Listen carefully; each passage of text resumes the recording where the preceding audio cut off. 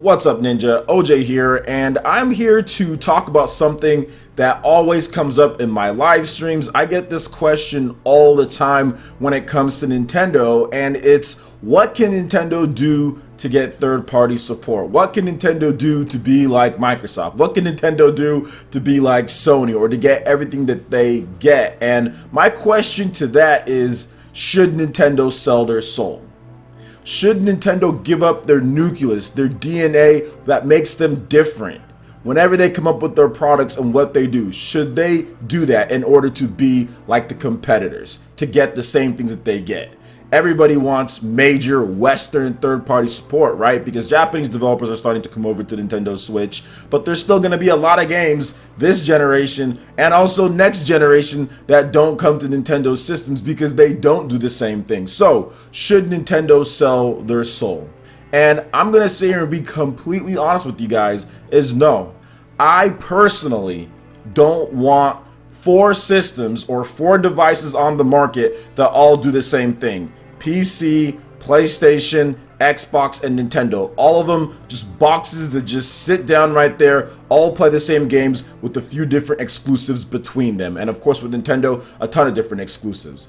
I think Nintendo's nucleus, I think their DNA is being different. Their soul is being weird and being different. And it doesn't always work out for them. Sometimes it fails miserably. We've seen it before with the Virtual Boy. We've seen it again with the Wii U. But then other times it's a huge success, like the Wii. Heck, even the original Nintendo was considered something completely different at the time compared to what the competitors were doing. Well, there was a video game crash, but even then, it was something completely different than what you saw before. I think that Nintendo, in terms of what makes them great, is their ability to take chances, to take risks, to try something different. If Nintendo never thought about that in terms of what can we do to make games being able to be played anywhere, we would have never got the Nintendo Switch. If they didn't take the risk of the Wii U beforehand, which was a precursor, which Miyamoto even said himself, was pretty much a precursor that helped them learn what people actually wanted. With the Wii U first, we would have never got the Switch. Sometimes it fails miserably. Sometimes it's extremely successful.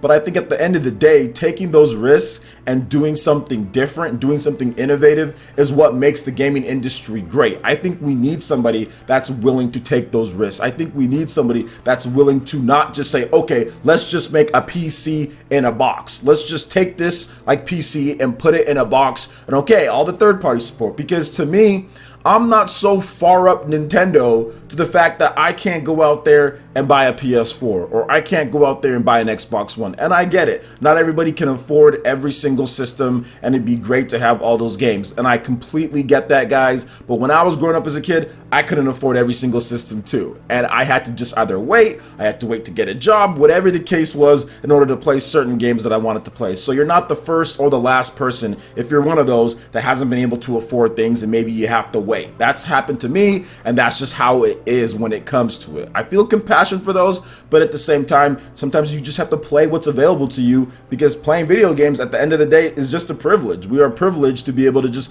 play video games like this. So I think that with this whole thing when it comes to Nintendo, I don't think they should sell their soul and make an x86 Nintendo box in order just to get all of this stuff. I think that Nintendo has done quite a number of things to make it easier to develop on their system, and the Switch isn't hard to develop on. I think that there's also a little bit of misinformation or kind of like a weird thought process out there that third-party developers themselves put out in addition to gamers that, okay, well, if it can't be ported over easily or if if it's not the exact same thing like Switch as the PS4 and Xbox One, therefore it's not going to get anything. Whereas developers have plenty of money, plenty of time. And we're talking about major Western developers here, guys. We're not talking about independent developers. Obviously, those are supporting the Switch. We're not talking about Japanese developers. They're coming over and supporting the Switch. We're talking about these bigger Western studios, these Western games that don't come over to Nintendo platforms. They have plenty of time and money to hire other people and to make their games on the Nintendo Switch or to make something different.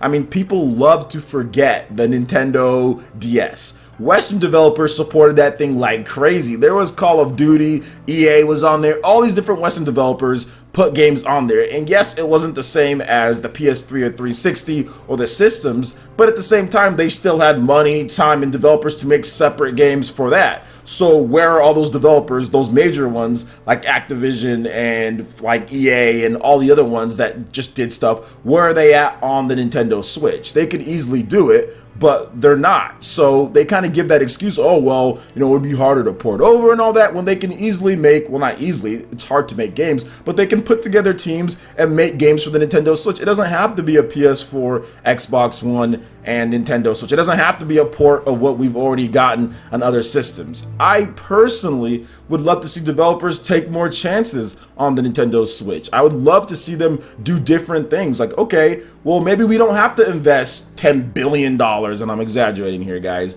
on the next Battlefield or the next Call of Duty or whatever the case is on the Switch. Maybe we don't have to do that. Maybe we make something completely different. We have a lower end budget. We use Unreal Engine 4 or whatever the case is. Heck, we use a PS3 or 360 engine game, and we put that out on there, you know? Like, there's still tons of games and tons of developers that can make graphics as good as PS3 and 360, and people would be fine on that on Switch. And if it's like a new IP, it doesn't have to be cutting edge. It doesn't have to be the top of the top. We've seen this with Octopath and all of that. So would I want Nintendo to sell their soul in order for me to play the same stuff that I can already play on all my systems? So I don't get a system that I can take around portably. I don't get HD Rumble. I don't get all these cool innovations that you really can't invest into, because if you make the same thing as the competitors, all your money is going to be taken up making sure the system is really strong. You can't put controllers like the Nintendo Switch Joy-Cons because those cost too much and it'd make the price of the system be too much. We saw what happened to Microsoft with the Xbox One when they tried to include the Kinect, you know, something more expensive. They got bodied, so we wouldn't be able to get this. And on top of that, we wouldn't get a Switch, period. We wouldn't get that type of device because you can't fit an x86 processor into the form factor of the Nintendo Switch. You just can't do it. And having a hybrid with graphics as good as a PS4 or Xbox One is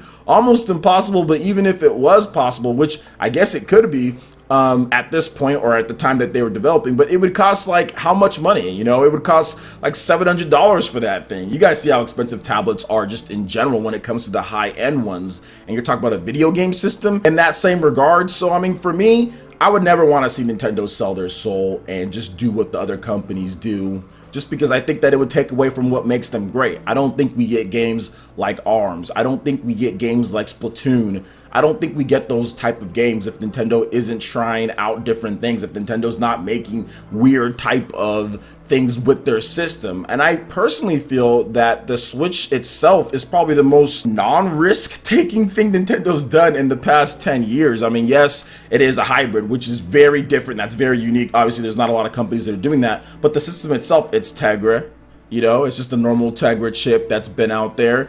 It's not like it's hard to develop for. It's not like there's any weird things going on with the CPU or the GPU or anything like that. It's pretty standard stuff. For me, I just think that Nintendo just continue to do what they do. I wouldn't want to see them change. Obviously, they can improve when it comes to certain business aspects and certain things, and I'm not talking about that. I'm just talking about selling their soul in order to get everything else. So essentially making a Nintendo PlayStation 4 or a Nintendo Xbox, just doing the same thing as the other competitors, because I just feel that that's boring. I don't think that that interjects any type of, you know, competitive flair. I don't think that that puts any type of difference into the video game market, and it'll get stale and stagnant if everybody's just making the same type of system and doing the same type of thing. I mean, I have a PS4 and I have an Xbox One, and they might as well just be the same. Yes, they have some exclusives that are different, but there's not really anything outside of certain media functions and things like that that are really different between the two. I have a gaming PC, I have a PS4, I have an Xbox One, I have a PS4 Pro, I have an Xbox One X. I don't need necessarily something that does the same thing. So should Nintendo sell their soul?